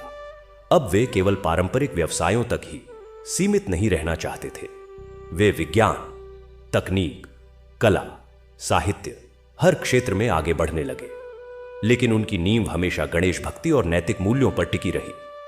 शांतिपुर अब इनोवेशन हब के रूप में भी जाना जाने लगा, जहां आध्यात्मिकता और वैज्ञानिक प्रगति का अनूठा मेल देखने को मिलता था। इसी बीच शांतिपुर में एक और महत्वपूर्ण घटना घटी। एक विदेशी पर्यटक माइकल, जो एक सफल व्यवसायी था, अपनी पत्नी के साथ भारत भ्रमण पर आया हुआ था। माइकल एक तर्कवादी और भौतिकवादी व्यक्ति था। उसका आस्तिकता में कोई विश्वास नहीं था। वह देवी देवताओं को केवल कल्पना और पौराणिक कथाओं का हिस्सा मानता था। उसकी पत्नी सोफिया हालांकि आध्यात्मिकता में रुचि रखती थी। उसने शांतिपुर के बारे में सुना और माइकल को वहां चलने के लिए राजी किया। माइकल ने सोचा, चलो एक गांव देख आते हैं, शायद वहां की हस्तशिल्प कला में कुछ अच्छा मिल जाए। जब वे शांतिपुर पहुंचे तो माइकल को गांव की स्वच्छता, व्यवस्था और सुंदरता ने प्रभावित किया। लेकिन जब उसने गणेश मंदिर देखा और वहां के भक्तों को देखा तो उसके मन में एक तरह की उपेक्षा का भाव आया। वह सोचने लगा, ये लोग एक हाथी के सिर वाली मूर्ति की पूजा करके अपना समय बर्बाद कर रहे हैं। कितनी अंधविश्वासी बात है। वह मंदिर के बाहर बैठ गया जबकि उसकी पत्नी अंदर पूजा करने गई। तभी एक छोटा बच्चा जो शायद 5-6 साल का होगा उसके पास आया। बच्चे के हाथ में एक छोटी सी गणेश जी की मूर्ति थी जो मिट्टी की बनी हुई थी। बच्चे ने माइकल से कहा, अंकल यह लो, यह गणेश जी हैं, ये आपकी रक्षा करेंगे। माइकल ने हंसते हुए मूर्ति ले ली और बच्चे को कुछ पैसे देने चाहे, लेकिन बच्चा मना कर दिया और भाग गया।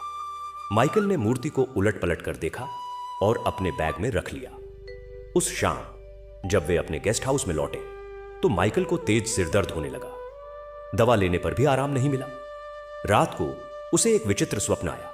स्वप्न में गणेश जी प्रकट हुए, लेकिन उनका रूप भयावह नहीं बल्कि अत्यंत शांत और मित्रतापूर्ण था। गणेश जी ने कहा, माइकल, तुम्हारा अहंकार और अविश्वास तुम्हारे लिए ही बाधक है।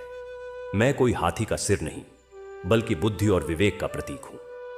तुम्हारे अंदर भी यही बुद्धि है, बस तुम्हें उसे पहचानने की आवश्यकता है।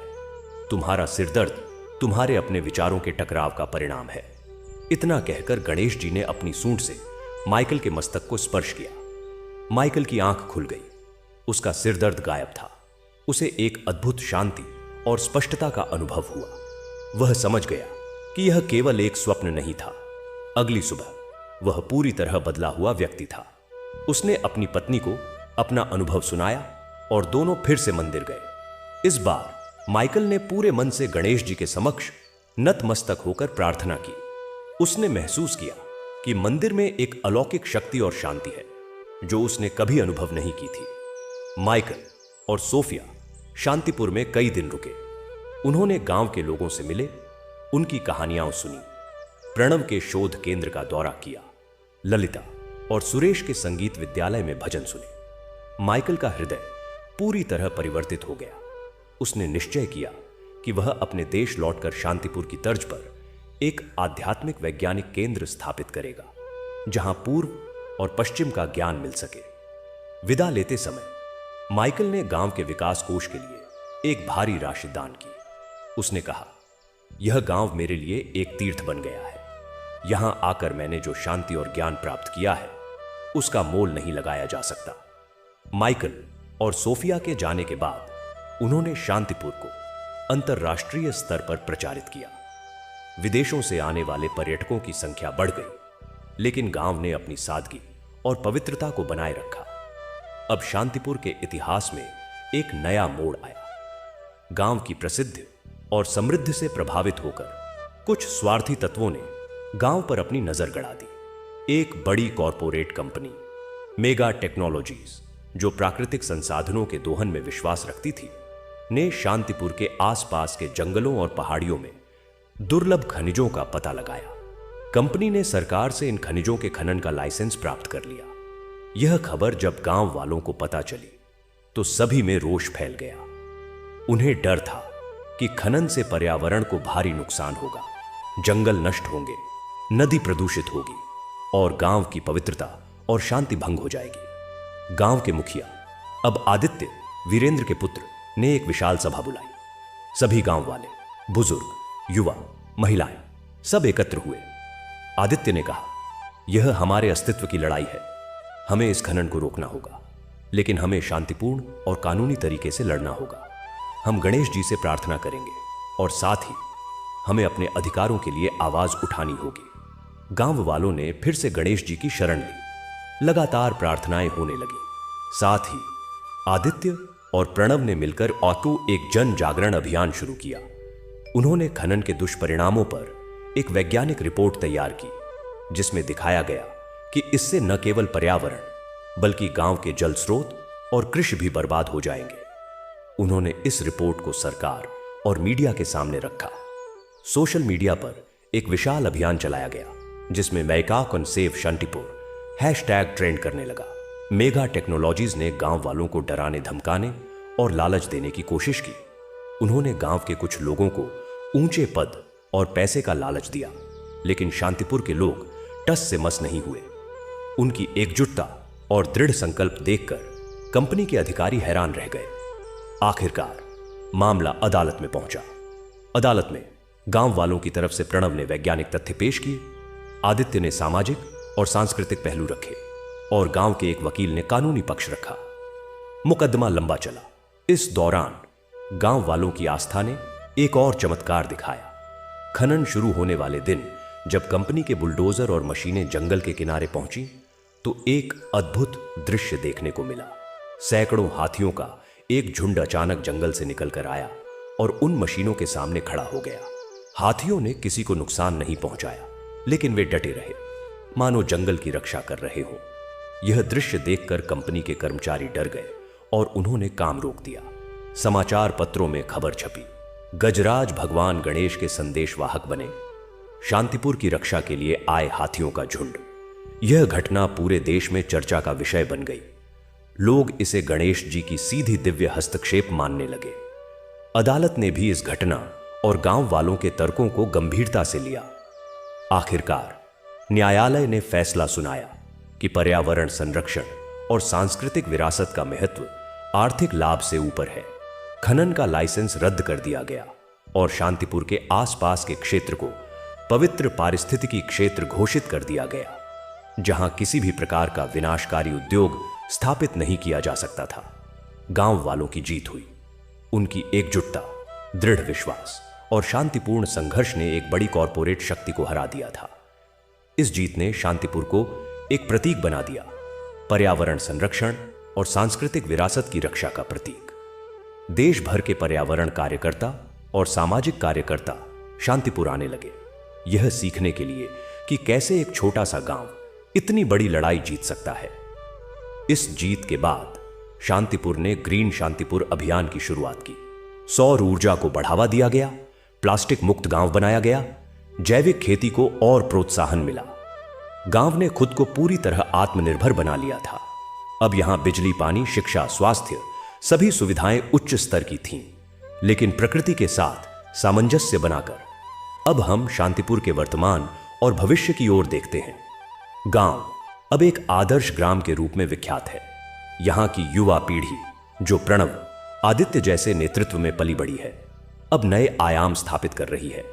एक युवती, मेधा, जो कंप्यूटर साइंस में पीएचडी कर चुकी है, ने एक ऐसा एप्लीकेशन बनाया है, गणेश डिजिटल लाइब्रेरी, जिसमें दुनिया भर के आध्यात्मिक और वैज्ञानिक ग्रंथ डिजिटल रूप में उपलब्ध एक है और जो कृत्रिम बुद्धिमत्ता का उपयोग करके व्यक्ति की रुचि के अनुसार ज्ञान सामग्री सुझाता है।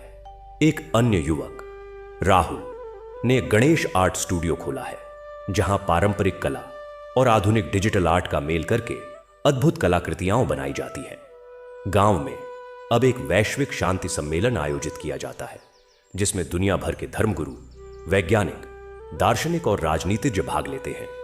इस सम्मेलन का उद्देश्य है विश्व शांति, सद्भाव और सतत विकास के लिए एक रोड मैप तैयार करना। शांतिपुर इस सम्मेलन का स्थायी मुख्यालय बन गया है और गणेश मंदिर वह अब केवल एक धार्मिक स्थल नहीं, बल्कि एक जीवंत सांस्कृतिक, शैक्षिक और आध्यात्मिक केंद्र है। यहां प्रतिदिन भजन कीर्तन होता है, वैदिक मंत्रों का पाठ होता है, ध्यान और योग सत्र आयोजित होते हैं, वैज्ञानिक व्याख्यान होते हैं, कला प्रदर्शनियां लगती है। मंदिर का प्रांगण हमेशा भक्तों और जिज्ञासुओं से भरा रहता है, लेकिन इन सब के बीच गांव ने अपनी मूल भावना को कभी नहीं खोया। आज भी जब कोई नया बच्चा पैदा होता है, उसे सबसे पहले गणेश मंदिर में लाया जाता है। जब कोई युवक या युवती विवाह करता है, तो सबसे पहले गणेश जी का आशीर्वाद लेता है। जब कोई नया घर बनता है तो उसकी नींव में गणेश जी की मूर्ति स्थापित की जाती है। जब कोई नया व्यवसाय शुरू होता है तो गणेश पूजन के बाद ही उसकी शुरुआत होती है।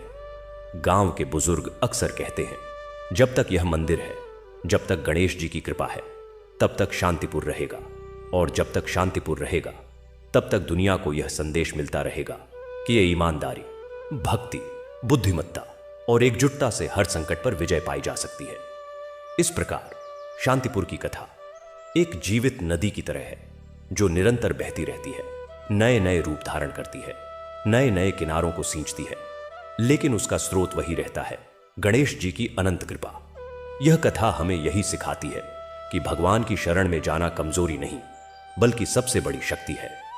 और जब मनुष्य अपनी बुद्धि और श्रम को भगवान के प्रति समर्पित कर देता है तो वह कुछ भी कर सकता है, किसी भी संकट को हर सकता है, किसी भी ऊंचाई को छू सकता है।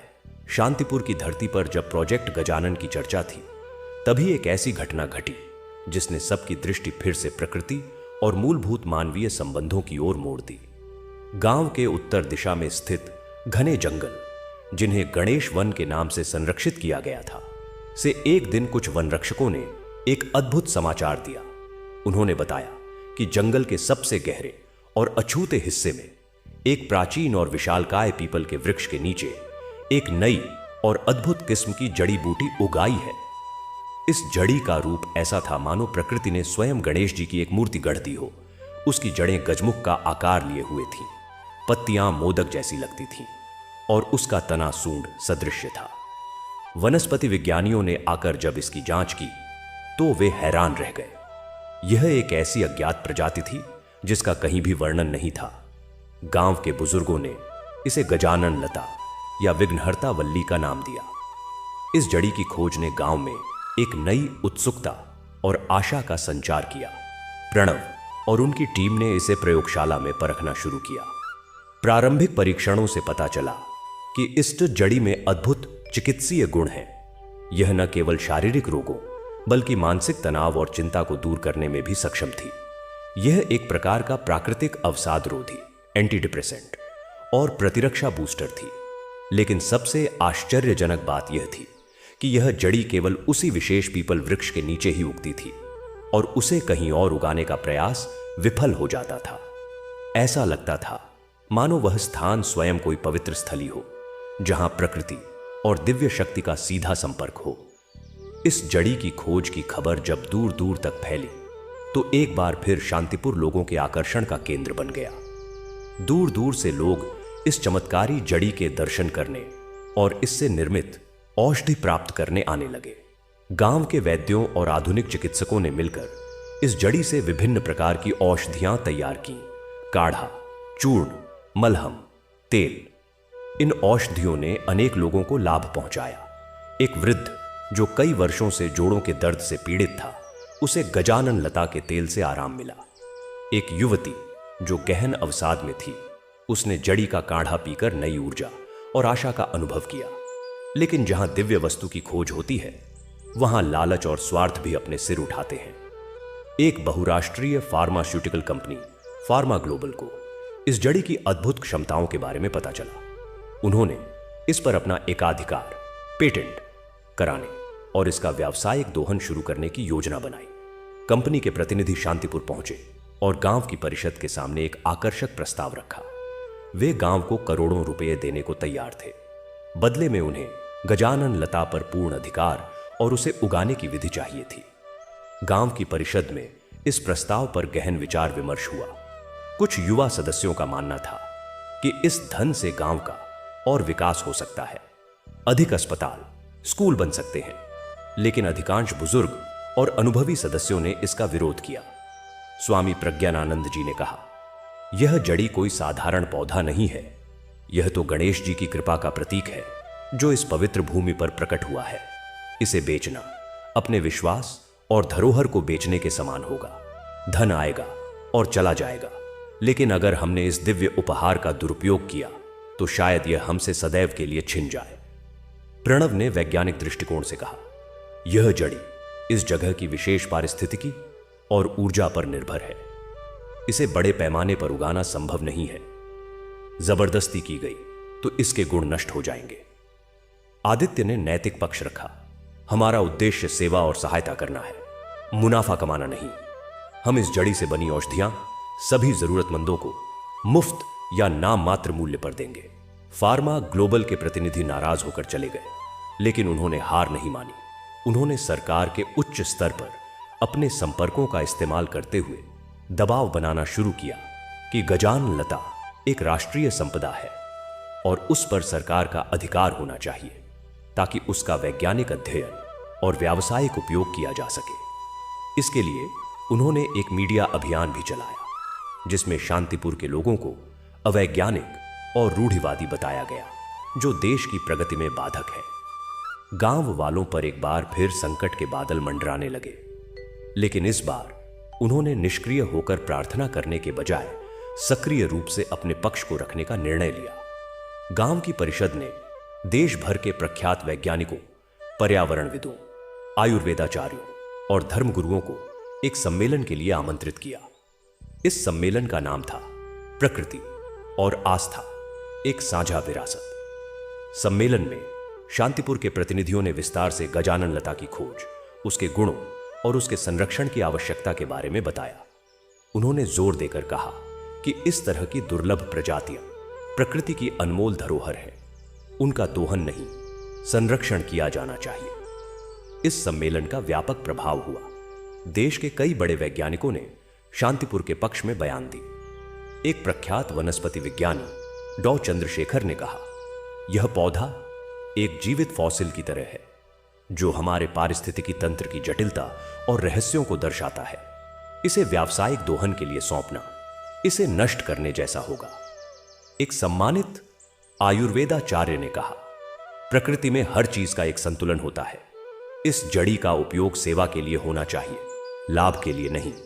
शांतिपुर ने जिस तरह से इसका निःशुल्क वितरण किया है, वह एक आदर्श उदाहरण है। मीडिया का रुख भी बदलने लगा।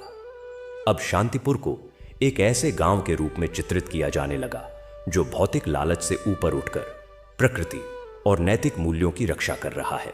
सरकार पर जनता का दबाव बढ़ने लगा। आखिरकार सरकार ने एक ऐतिहासिक फैसला सुनाया। गजानन लता और उसके आसपास का गणेश वन क्षेत्र राष्ट्रीय पवित्र पारिस्थितिकी संपदा घोषित कर दिया गया। इस क्षेत्र में किसी भी प्रकार का व्यावसायिक दोहन वर्जित था। जड़ी से निर्मित औषधियों का उत्पादन और वितरण केवल शांतिपुर गांव की एक विशेष समिति के अधीन होगा, जो इसे गैर लाभकारी आधार पर जनहित में वितरित करेगी। यह शांतिपुर की एक और महत्वपूर्ण जीत थी। इस जीत ने न केवल एक दुर्लभ प्रजाति को बचाया, बल्कि पूरे देश के सामने एक मिसाल पेश की कि कैसे स्थानीय समुदाय, वैज्ञानिक दृष्टिकोण और आध्यात्मिक मूल्य मिलकर बड़े कोऑपरेट हितों का मुकाबला कर सकते हैं। इस घटना के बाद शांतिपुर में प्रकृति पूजन की एक नई परंपरा शुरू हुई। हर साल वैशाख माह की पूर्णिमा को वन महोत्सव मनाया जाने लगा, जिसमें गांव के सभी लोग गणेश वन में पौधे रोपते थे और प्रकृति के प्रति कृतज्ञता व्यक्त करते थे। इसी दौरान शांतिपुर में एक और मार्मिक घटना घटी। गांव के एक वृद्ध दंपत्ति पंडित विश्वनाथ और उनकी पत्नी शकुंतला, जो अपने जीवन के अंतिम पड़ाव पर थे, ने एक दिन गांव के मुखिया आदित्य को बुलाया। पंडित जी ने कहा, बेटा, हमारी उम्र हो गई है। हमारे तीनों बेटे विदेश में बस गए हैं और व्यस्तता के कारण आ नहीं पाते। हमें डर लगता है कि अंतिम समय में हम अकेले न रह जाएं। हम चाहते हैं कि हमारा अंतिम संस्कार यहीं गणेश जी की नगरी में हो और हमारी अस्थियां गांव की पवित्र नदी में ही विसर्जित हों। यह सुनकर आदित्य का हृदय द्रवित हो गया। उसने न केवल उन दोनों की इच्छा का सम्मान किया, बल्कि इस घटना ने उसे एक बड़ी सामाजिक समस्या की ओर ध्यान आकर्षित किया। वृद्धों का अकेलापन और उनकी देखभाल। शहरों में बस चुके युवा अपने बुजुर्ग माता पिता को अकेला छोड़ देते थे। आदित्य ने गांव की परिषद में एक प्रस्ताव रखा, सभी के लिए सम्मानजनक जीवन और विदा। इस प्रस्ताव के तहत गांव में एक वृद्धाश्रम नहीं, बल्कि सहयोग आवास बनाने का निर्णय लिया गया। यह एक ऐसा आवासीय परिसर होगा जहां अकेले रह रहे वृद्धजन एक परिवार की तरह रह सकेंगे। गांव के युवा और बच्चे नियमित रूप से वहां जाकर उनके साथ समय बिताएंगे। उनकी सेवा करेंगे, उनके ज्ञान और अनुभवों से सीखेंगे। इस आवास का नाम रखा गया गजानन सदन। गजानन सदन की स्थापना ने गांव के सामाजिक ताने बाने को और मजबूत किया। अब यहां न केवल शांतिपुर के बल्कि आसपास के गांवों के भी वृद्ध रहने लगे, जिनके बच्चे शहरों में थे। यहां उन्हें अकेलापन महसूस नहीं होता था। वे एक दूसरे के साथ बातें करते, पूजा पाठ करते, बच्चों को कहानियां सुनाते। गांव के स्कूल के बच्चे हर शनिवार को गजानन सदन आते और वृद्धजनों से लोक कथाएं, इतिहास और जीवन के अनुभव सुनते। इससे बच्चों में संस्कार और सम्मान की भावना विकसित हुई और वृद्धों को अपनेपन और उपयोगिता का एहसास हुआ। पंडित विश्वनाथ और शकुंतला ने अपने अंतिम दिन गजानन सदन में ही बिताए। जब उनका देहांत हुआ तो पूरा गांव उनके अंतिम संस्कार में शामिल हुआ। उनके तीनों बेटे भी आए और अपने माता पिता को गांव की इतनी सेवा और सम्मान देखकर उनकी आंखें नम हो गईं। उन्होंने गांव के विकास कोष में एक बड़ी राशि दान की और प्रतिज्ञा की कि वे हर वर्ष आकर कुछ समय गांव की सेवा में अवश्य बिताएंगे। गजानन सदन की सफलता ने एक नई परंपरा का सूत्रपात किया। अब गांव में हर महीने की पूर्णिमा को पितृस्मरण दिवस मनाया जाने लगा। इस दिन सभी परिवार अपने पूर्वजों को याद करते, उनके लिए दान पुण्य करते और गजानन सदन के वृद्धजनों को विशेष भोज और उपहार देते। इससे गांव में पारिवारिक मूल्य और पीढ़ियों के बीच प्रेम का बंधन और दृढ़ हुआ। इसी कालखंड में शांतिपुर की कला और संस्कृति ने भी नए आयाम छुए। कबीर के नेतृत्व में गांव के कलाकारों ने एक विशाल भित्तिचित्र म्यूरल बनाने का प्रोजेक्ट शुरू किया। यह भित्तिचित्र गांव के सभी घरों की दीवारों पर बनाया जाना था, जो शांतिपुर के इतिहास, गणेश जी की लीलाओं और गांव के भक्तों की कथाओं को दर्शाता था। इसे बनाने में पूरे गांव ने भाग लिया। बच्चों ने रंग भरे, युवाओं ने डिजाइन बनाई, बुजुर्गों ने मार्गदर्शन दिया। इस भित्तिचित्र ने शांतिपुर को एक जीवंत कला गांव में बदल दिया। दूर दूर से लोग इन चित्रों को देखने आते और उनके माध्यम से शांतिपुर की गाथा से रूबरू होते। राजीव के संगीत विद्यालय ने एक नया प्रयोग शुरू किया, प्रकृति संगीत। संगीत के छात्र जंगलों में, नदी किनारे, पहाड़ियों पर जाकर प्रकृति की ध्वनियों, पक्षियों के चहकने, पत्तों के सरसराने, झरनों के गिरने की आवाज को रिकॉर्ड करते और उन्हें संगीत के साथ मिलाकर एक अद्भुत ध्यान संगीत तैयार करते। इस संगीत ने लोगों को प्रकृति के और करीब लाने का काम किया। इस प्रकार शांतिपुर अपने मूल स्वरूप प्रकृति, आस्था, सामुदायिक जीवन और कला में और गहरा उतरता गया। गांव ने दिखा दिया कि प्रगति का अर्थ केवल तकनीकी उन्नति नहीं, बल्कि मानवीय मूल्यों का संरक्षण और प्रकृति के साथ सामंजस्य भी है। हर संकट, चाहे वह बाहरी हो या आंतरिक, गांव ने गणेश जी की कृपा और अपनी सामूहिक बुद्धि से उसे पार किया। और हर बार उसने एक नई शिक्षा दुनिया को दी। जब भी कोई संदेह या लालच का बादल उमड़ता, गणेश मंदिर से निकलने वाली घंटियों की ध्वनि और भजनों की मधुर तान गांव को फिर से एक सूत्र में बांध देती। लोग यही कहते, जब तक यह पीपल का पेड़ हरा भरा है, जब तक इस मंदिर से घंटियां बजती हैं और जब तक गांव के लोगों के हृदय में गणेश जी बसे हुए हैं, तब तक शांतिपुर अजेय है। शांतिपुर की पवित्र भूमि पर गजानन लता की खोज ने जो आध्यात्मिक और प्राकृतिक क्रांति शुरू की थी, वह अब एक नए चरण में प्रवेश कर रही थी। यह केवल एक पौधे की खोज नहीं, बल्कि प्रकृति और दिव्यता के बीच एक जीवित सेतु की स्थापना थी। गांव के वैद्य और वनस्पति विज्ञानी मिलकर इस लता के रहस्यों को उजागर करने में जुटे थे। उन्होंने पाया कि यह लता न केवल शारीरिक रोगों को ठीक करती है, बल्कि यह उस स्थान की ऊर्जा को भी शुद्ध करती है जहां यह उगती है।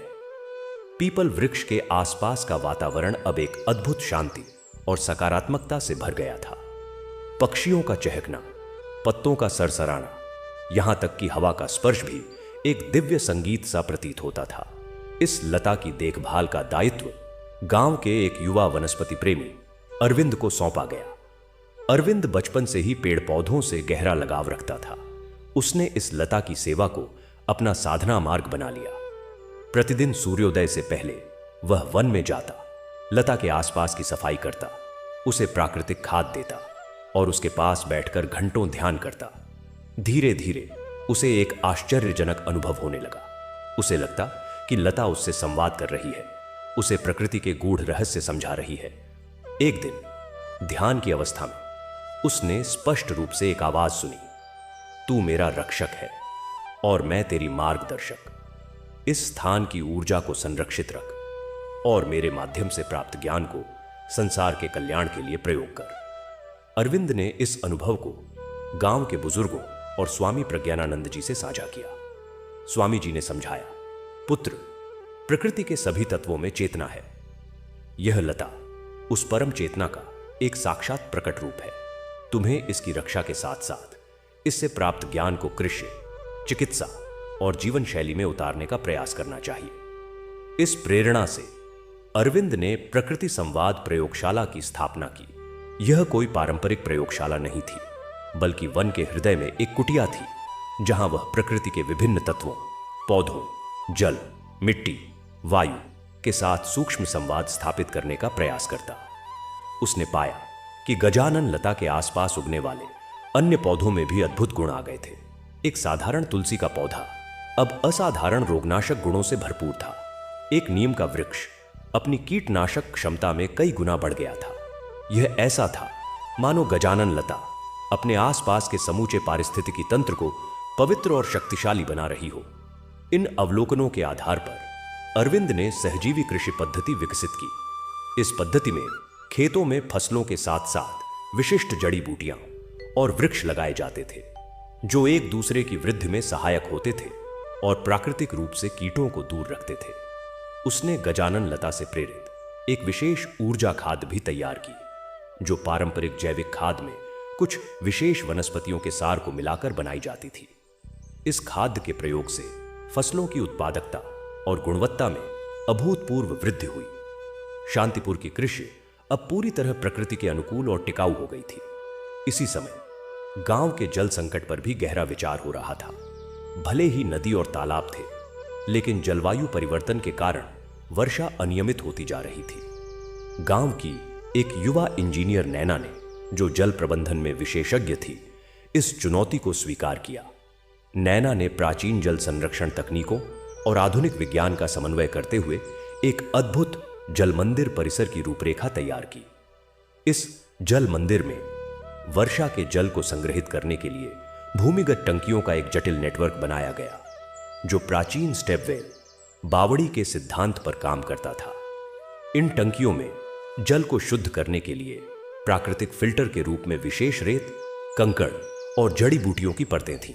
सबसे खास बात यह थी कि इस पूरे परिसर की वास्तुकला गणेश जी के प्रतीकों पर आधारित थी।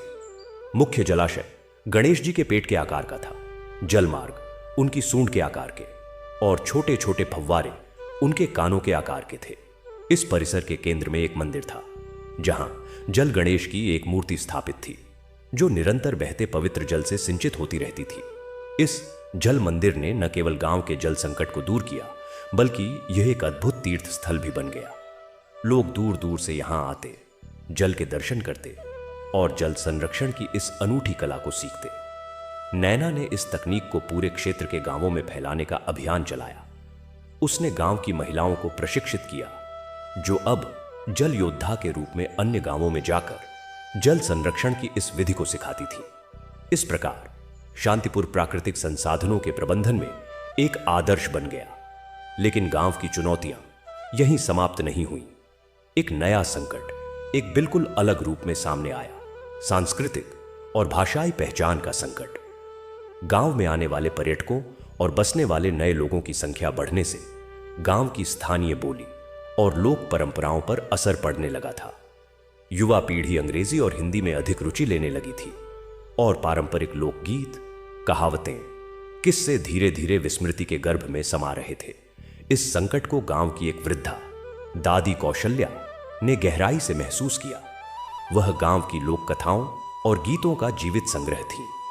उन्होंने गांव की परिषद से अनुरोध किया कि इस धरोहर को बचाने के लिए कुछ किया जाए। इस पर गांव के युवा शिक्षक रमेश ने एक अनूठी पहल की। उन्होंने शब्दों का बगीचा नामक एक परियोजना शुरू की।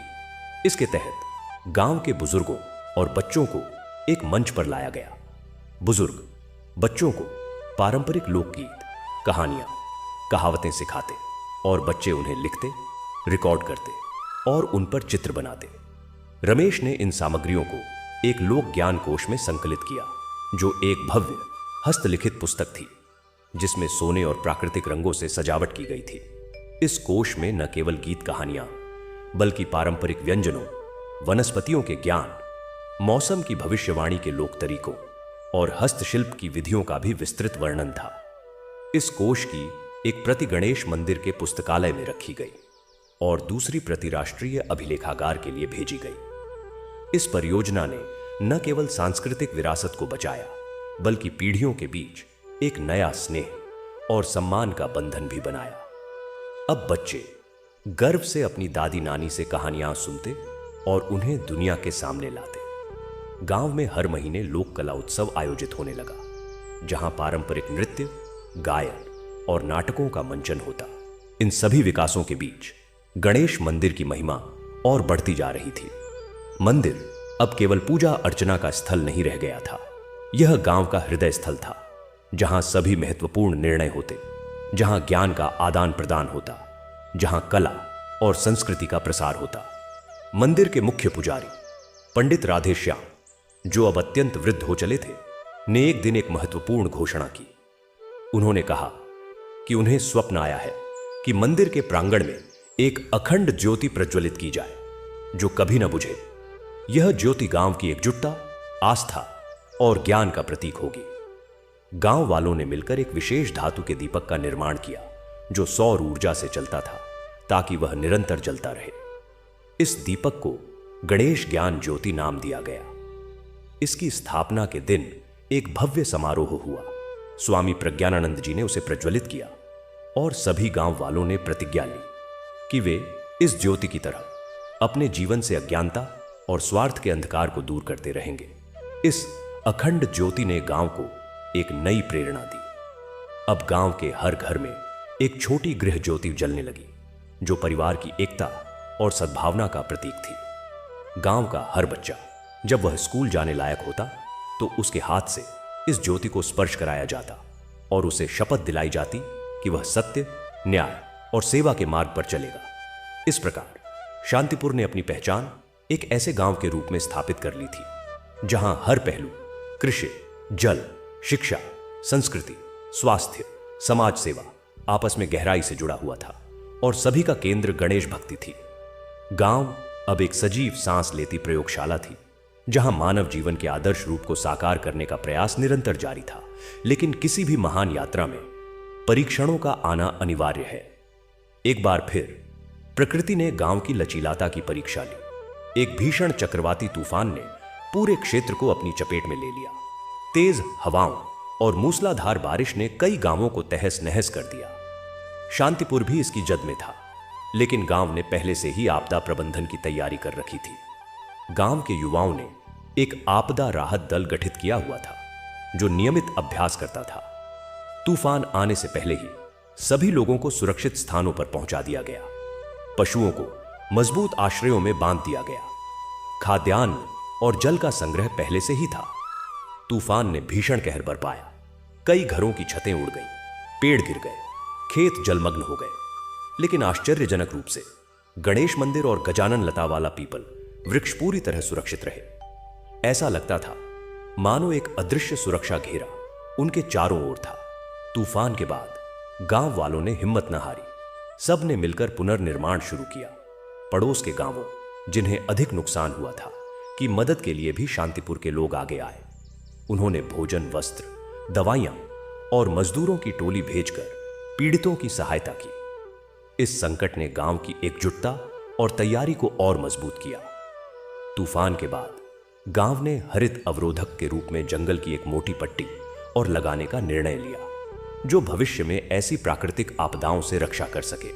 इस पट्टी में स्थानीय और मजबूत वृक्ष लगाए गए, जिनकी जड़ें गहरी जाती थीं और जो तेज हवाओं को रोक सकते थे।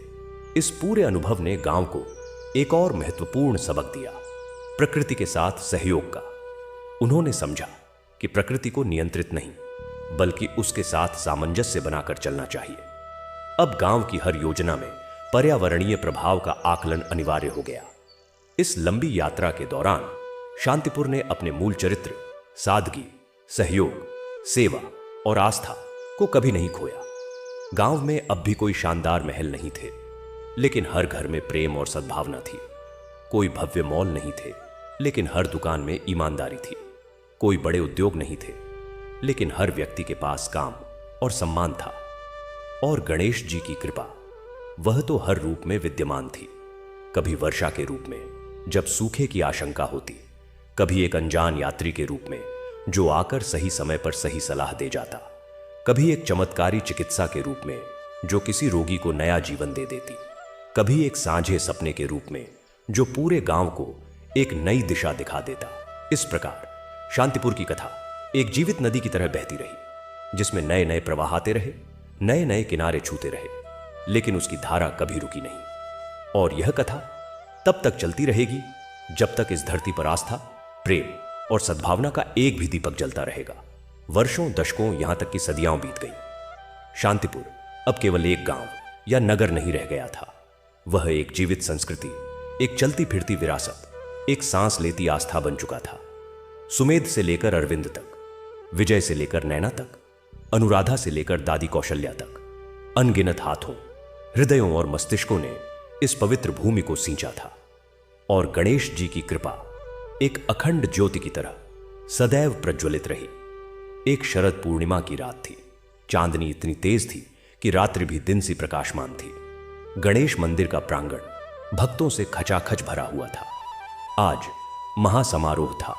शांतिपुर की स्थापना के 1000 वर्ष पूरे होने का उत्सव। पूरे देश और विदेश से लाखों श्रद्धालु आए हुए थे। मंदिर का वह प्राचीन पीपल वृक्ष, जिसके नीचे सुमेध ने प्रथम पूजा की थी, अब विशाल और दिव्य हो चुका था। उसकी शाखाएं आकाश को छू रही थीं, मानो स्वर्ग और पृथ्वी के बीच एक सेतु बन गई हो। स्वामी प्रज्ञानानंद जी अब 125 वर्ष के हो चुके थे, लेकिन उनका तेज और ऊर्जा अब भी अपरिमित था। वह मंच पर विराजमान थे। उनके समक्ष गांव की वर्तमान पीढ़ी के प्रतिनिधि बैठे थे। आदित्य का पौत्र आनंद, प्रणव की प्रपौत्री मेधाविनी, नैना का प्रपौत्र जलेश और अरविंद का पौत्र वनराज। स्वामी जी ने मधुर और गंभीर स्वर में उद्बोधन शुरू किया। आज हम 1000 वर्षों की यात्रा के साक्षी हैं। यह यात्रा किसी एक व्यक्ति या पीढ़ी की नहीं, बल्कि एक विचार, एक आस्था, एक सपने की यात्रा है। सुमेध ने जिस भक्ति की बुनियाद रखी, उस पर आज यह भव्य भवन खड़ा है। लेकिन याद रखो, भवन नहीं, भाव महत्वपूर्ण है। मंदिर के गुंबद और स्तंभ नहीं, बल्कि वह आस्था और प्रेम महत्वपूर्ण है जो इसे धारण करते हैं। शांतिपुर ने दुनिया को दिखाया है कि जब मनुष्य प्रकृति के साथ सहयोग करे, ज्ञान को भक्ति से जोड़े और स्वार्थ को सेवा में बदल दे, तो वह क्या क्या कर सकता है। हमने कभी सेना नहीं खड़ी की, लेकिन प्रेम से हर युद्ध जीता। हमने कभी दीवारें नहीं खड़ी की, लेकिन आस्था से हर हमले को रोका। हमने कभी धन का संग्रह नहीं किया, लेकिन प्रेम से इतना समृद्ध हुए कि दुनिया हमारी ओर देखती है। आज इस पवित्र क्षण पर मैं एक महत्वपूर्ण घोषणा करता हूं। मेरा शरीर अब इस यात्रा का साथ छोड़ने को तैयार है, लेकिन मेरी चेतना, मेरा आशीर्वाद सदैव इस धरती के साथ रहेगा। और हे गणपति बप्पा मोरया, आपकी इस नगरी को सदैव सुरक्षित और पवित्र रखना। इतना कहकर स्वामी जी ने अपनी आंखें मूंद ली। एक अद्भुत प्रकाश उनके शरीर से निकलकर आकाश की ओर उठा और फिर वह प्रकाश छितराकर पूरे गांव पर बरस पड़ा, मानो आशीर्वाद की वर्षा हो रही हो। स्वामी जी ने शांतिपूर्वक एक मुस्कुराहट के साथ अपने शरीर का त्याग कर दिया, लेकिन उनके जाने में कोई शोक नहीं था, क्योंकि सभी जानते थे कि वह अब इस नगरी के संरक्षक देवता बन गए हैं। उसी रात एक और चमत्कार हुआ। गजानन लता, जो अब तक केवल एक ही स्थान पर उगती थी, अचानक पूरे गणेश वन में फैल गई। उसकी सुगंध से पूरा वातावरण महक उठा और फिर मंदिर के गर्भगृह से एक कोमल दिव्य प्रकाश निकला। भक्तों ने देखा कि गणेश जी की मूर्ति के मुख पर एक सजीव करुणामयी मुस्कान उभर आई है। सभी ने अनुभव किया कि बप्पा ने स्वीकार किया है, यह नगरी उनकी है और वे इसकी रक्षा सदैव करेंगे। अगले दिन से शांतिपुर ने अपने को एक नए रूप में संगठित किया। अब यह शांतिपुर संघ बन गया, एक ऐसी अदृश्य आध्यात्मिक संस्था जिसका कोई केंद्रीय नियंत्रण नहीं था, बल्कि जो हर उस हृदय में निवास करती थी जो सत्य, प्रेम और सेवा में विश्वास रखता था। गांव का प्रशासन अब पूरी तरह सहभागी और परामर्शी था। हर निर्णय सामूहिक चर्चा और सर्वसम्मति से लिया जाता। आनंद, मेधाविनी, जलेश और वनराज, इन 4 युवाओं ने एक नई परंपरा शुरू की। वे दुनिया के विभिन्न कोनों में जाकर शांतिपुर के संदेश को फैलाने लगे। वे जहां जाते वहां गणेश जी की भक्ति, प्रकृति संरक्षण, सामुदायिक सहयोग और नैतिक जीवन का प्रसार करते। उन्होंने दुनिया भर में छोटे छोटे शांतिपुर केंद्र स्थापित किए जो मूल शांतिपुर की तरह ही जीवन जीने का प्रयास करते थे। समय ने चक्र लगाया, सभ्यताएं आईं और गईं, साम्राज्य बने और बिखरे, तकनीकी युग आया और चला गया, लेकिन शांतिपुर का सार अटल रहा।